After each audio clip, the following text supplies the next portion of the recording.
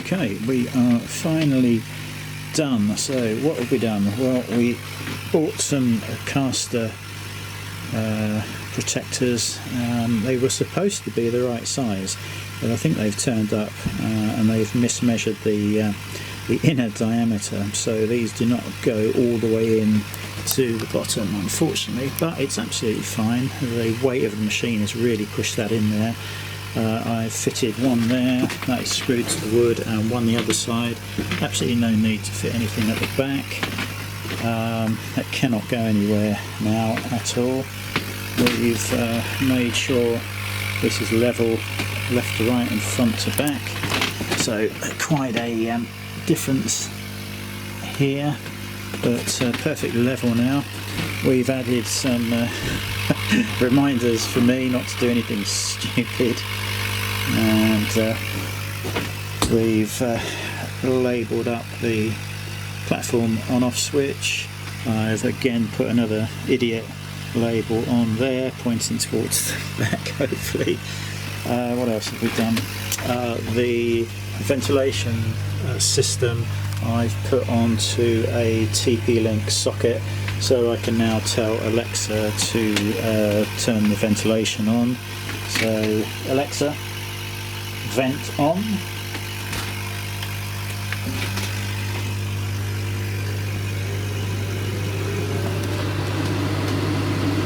So that is on. Alexa, vent off.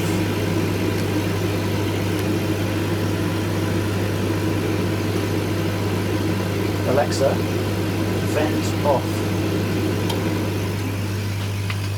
Not always 100% successful first time. So yeah, well, the other thing we've done, we have connected a local area network cable to, let's see if we can get rid of the glare.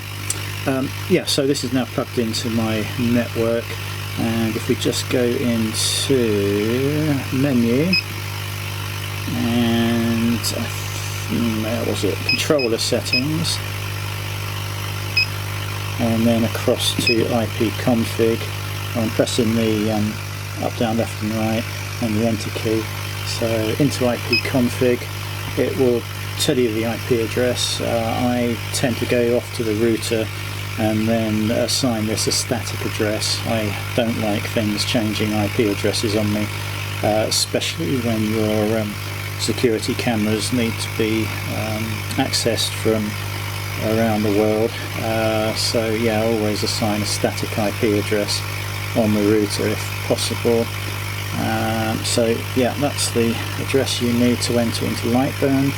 Then setting the reader connection up, so just make a note of that, and then escape, and back out to the main menu. So as far as setup is concerned, I think we're now done. I've ordered the Lightburn camera to go on this. I'm going to 3D print the case, and I also bought a water flow sensor as well. They're only 10 quid, I didn't realise how cheap they were. So if this one has failed from being brand new within a couple of days, I thought having a backup. Well, what I'm going to do is I'm going to fit this new sensor when it arrives tomorrow, hopefully, or the day after, and then when David comes out to fit the other one, I'll just keep that other one as a backup if it's a bit of a dodgy part, perhaps. So yeah, there we go. So we are ready to go.